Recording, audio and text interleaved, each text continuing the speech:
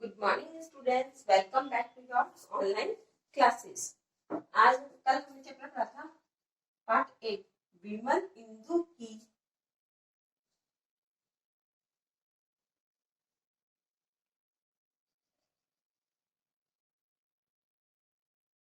विशाल किरणें। इस चैप्टर के हमने 2 पैराग्राफ कल पढ़ लिए थे। इस कविता के रचयिता कौन है? जयशंकर प्रसाद। हमने इसके जो पैराग्राफ रीड किए थे, एक बार मैं उनकी वापस से आपको रिवीजन करवा देती हूँ, इसे आपको वापस से याद आ जाए। विमल इंदु की विशाल किरणें प्रकाश तेरा बता रही है। विमल इंदु की विशाल किरणें प्रकाश तेरा बता रही है। अनादि तेरी अनंत माया, अनादि तेरी अनंत माया जगत को लीला दिखा रही है। प्रसार तेरी दया का कितना, ये देखना हो तो देखे सागर। तेरी प्रशंसा का राग प्यारे तरंग मालाएं गा रही हैं। ये जो कविता है, ये ईश्वर की महिमा का वर्णन किया गया है। इसमें ईश्वर के बारे में बताया गया है पूरा। और मैंने कल आपको इसके शब्दार्थ भी करवाए थे कुछ, तो उसमें मैंने आपको इसके विमल इंदु क्या होता है ये सारा मैंने आपको बताया था। इसमें कवि प्रसाद जी ईश्वर की महिमा का बखान करते हुए कहते हैं कि स्वच्छ चंद्रमा की उन्नत किरणें अर्थात चांद के प्रकाश को लक्षित कर रही हैं। जो आसमान में ये चंद्रमा की किरणें दिखाई दे रही हैं, वह चांदनी के प्रकाश को लक्षित कर रही हैं। ईश्वर की माया अनादि और अनंत है।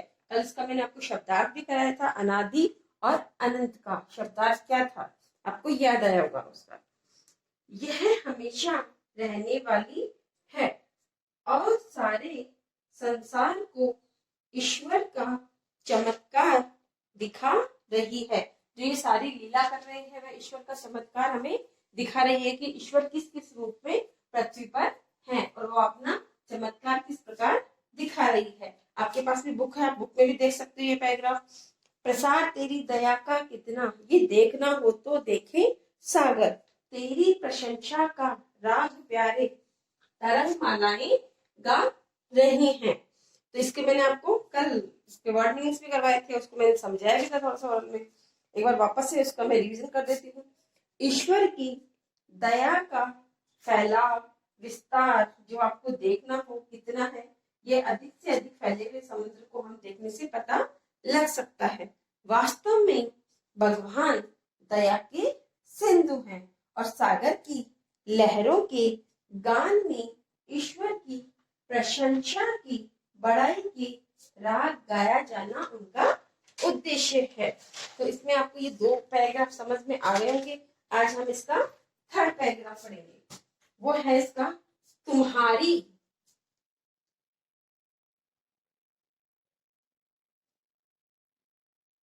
तुम्हारा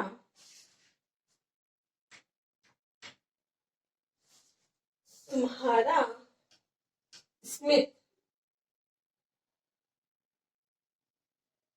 ये आपको बोलना भी आना चाहिए, तुम्हारा स्मित। तो ये पूरा पैराग्राफ है इसका। मैं इसको बोल भी दूंगी एक बार। जा रही है।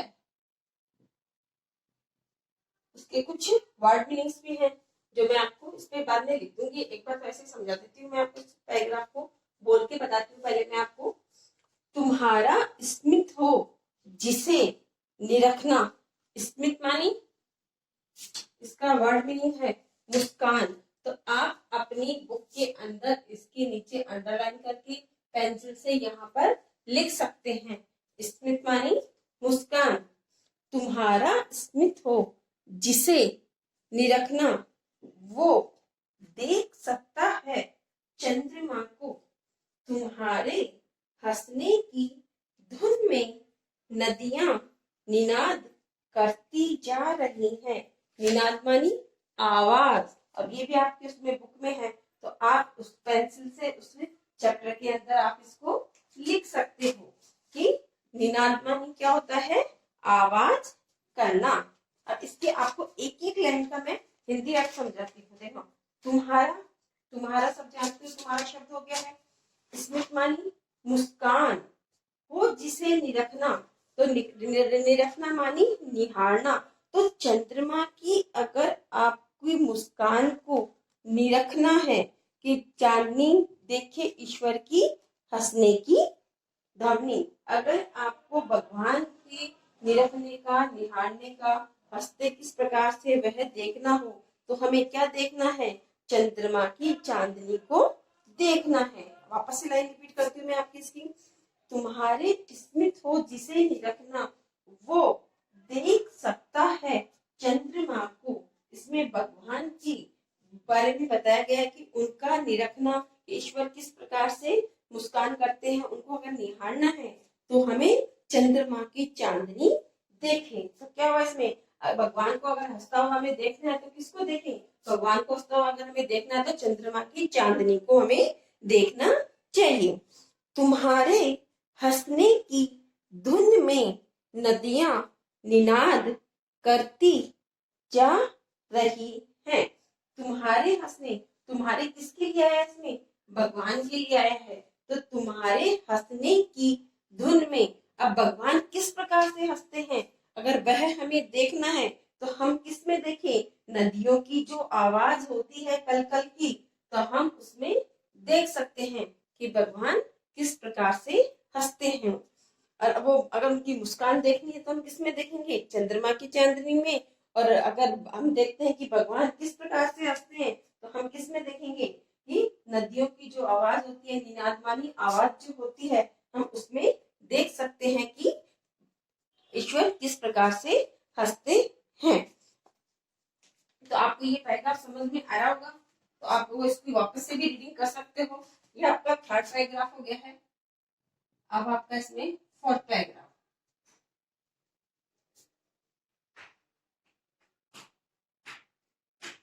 जो तेरी होवे, आपको ये लाइन बुक में भेज दी होगी तो आप उसमें से देखना खोल के, उसको मेरे साथ में अभी, जो तेरी होवे आशा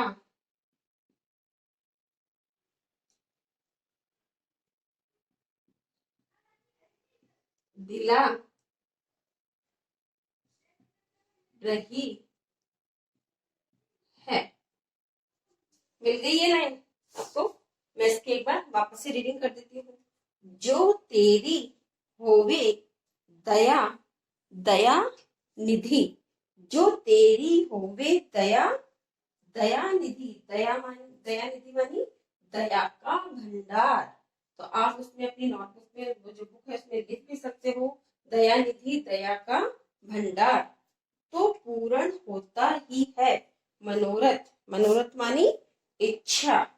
सभी ये कहते हैं पुकार करके यही तो आशा दिला रही है। सभी पुकार करके कह रहे हैं कि यही हमें आशा है कि हमारे सभी मनोरथ पूर्ण हो जाते हैं। तो इसमें दया की समुद्र ईश्वर जिस पे तेरी कृपा हो जाती है उसकी सब इच्छाओं की पूर्ति हो जाती है। किससे हो जाती है, भगवान उसकी सभी इच्छाओं की पूर्ति कर देते हैं। कब कर देते हैं, जब वह किस पे दया करते हैं। प्रकृति के भिन्न भिन्न रूप, चंद्रमा, समुद्र की लहरों के समूह हैं आदि सभी ईश्वर की महिमा उच्च स्वरों में वर्णित करके आशा का संचार कर रहे हैं। अब हम भगवान को पृथ्वी पर किस किस रूप में वह दिखा रहे हैं हमें, चंद्रमा के रूप में, समुद्र की लहरों के रूप में, नदियों के रूप में, तो हम उनको उनकी महिमा को देख सकते हैं, जो स्वरों में वर्णित करके और आशा का संचार कर रहे हैं। एक बार इसकी वापस से रीडिंग कर देती हूँ इसकी। जो तेरी होवे दया निधि, तो पूर्ण होता ही है मनोरथ, सभी ये कहते हैं पुकार करके, यही तो आशा दिला रही है, कि जिस पर भगवान की कृपा हो जाती है वह दया निधि है, दया के भंडार है, उनके सभी मनोरथ, उनकी सभी इच्छाएं पूर्ण हो जाती है। जो भी ये उनकी महिमा है इतनी यहाँ पर पृथ्वी पर, ये सभी पुकार के बता रही हैं कि यही तो आशा दिला रही है, और इसी से हमें ये आशा है कि हमारी सभी मनोरथ पूर्ण हो जाएंगे। अब इसके जो कल वर्ड मीनिंग्स कुछ रह गए थे वो आपको मैं अभी करवा देती हूँ। शब्दार्थ कुछ रिमेनिंग थे आपके। शब्दार्थ,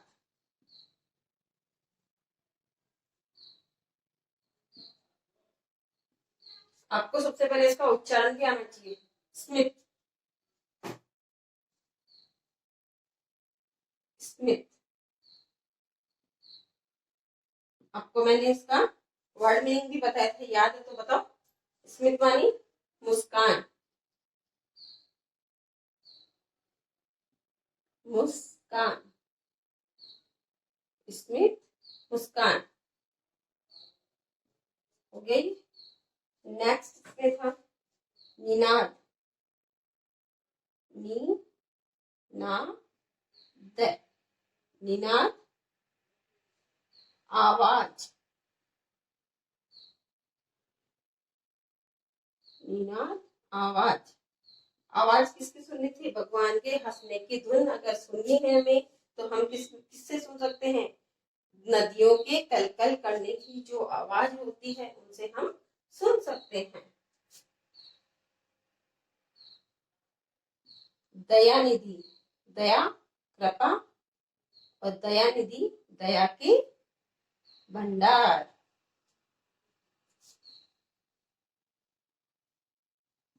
दया का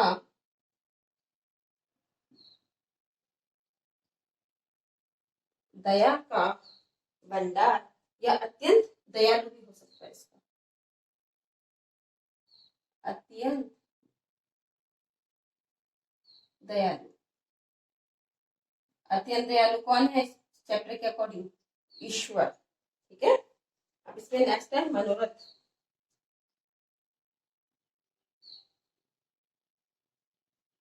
मनोरथ, मनोरथ इच्छा, अभिलाषा, कामना, तीनों नाम इसके करेक्ट है। ठीक है, तो ये इसके शब्दार्थ का रिमेनिंग रह गए थे। कल वाले तो आपने बुक में अपने में फिल कर लिए होंगे, कि कुछ जो रिमेनिंग है वो भी आप इसमें फिल, अपनी बुक जो चैप्टर है उसमें फिल कर लेना। अब इसकी जो है मैं एक बार आपको वापस से रीडिंग कर देती हूँ शब्दार्थ की है, जिससे कि आपको बोलने में भी प्रॉब्लम ना हो और आप उसमें लिख भी सकते हैं। स्मित मुस्कान, निनाद आवाज, दयानिधि दया का भंडार या अत्यंत दयालु, मनोरथ इच्छा। ये 4 वर्ड मीनिंग्स हैं आपके, ये आपको उसमें अपनी बुक के अंदर लिखने हैं और होमवर्क में भी आपको ये करने हैं। अब इसके 2 ओरल क्वेश्चन हैं जो मैं आपको करवाती हूँ और आप भी इसका आंसर दे सकते हैं। और एक और इसमें आपको मैंने कल बताया था, एक तो अनादि और एक अनंत, दोनों का बताया था वाक्यांश के लिए एक शब्द। तो जिस अनादि और अनंत बताया था, और एक था जिसमें कोई मैल ना हो, वो क्या था, जिसमें कोई मैल ना हो, शब्दार्थ में भी आया था विमल। अब था एक इसमें जो दया का भंडार हो, तो इसका वर्ड मीनिंग में क्या आएगा, वाक्यांश के लिए एक शब्द दया का भंडार, दया निधि, तो ये इसके लिए एक वर्ड मीनिंग, योग वाक्यांश के लिए एक शब्द आ सकता है। तो आपको ये होमवर्क अपनी नोटबुक में करना है और बहुत सुंदर हैंड राइटिंग में करना है, और आपको बताया भी गया है कि किस प्रकार से आपको ये करना है। पहले चैप्टर का नेम लिखोगे, उसके बाद में आपके जो शब्दार्थ रिमेनिंग है आप वो कर सकते हो। और इस चैप्टर की एक बार अगेन मैं रीडिंग कर रही हूँ, तो आपको इसकी रीडिंग तो मस्ट आपको करनी ही है। और आपको ये पूरा चैप्टर अच्छे से घर पे भी रीड करना है। तुम्हारे स्मित हो जिसे निरखना, वो देख सकता है चंद्रमा को।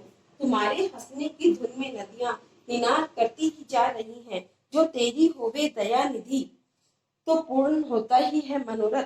सभी ये कहते हैं पुकार करके, यही तो आशा दिला रही है। आपको ये चैप्टर समझ में आया होगा। ओके, तो ये आपको पूरा अपने नोटबुक में ये वाले जो शब्दार्थ है आपका ये होमवर्क है। Okay, thank you.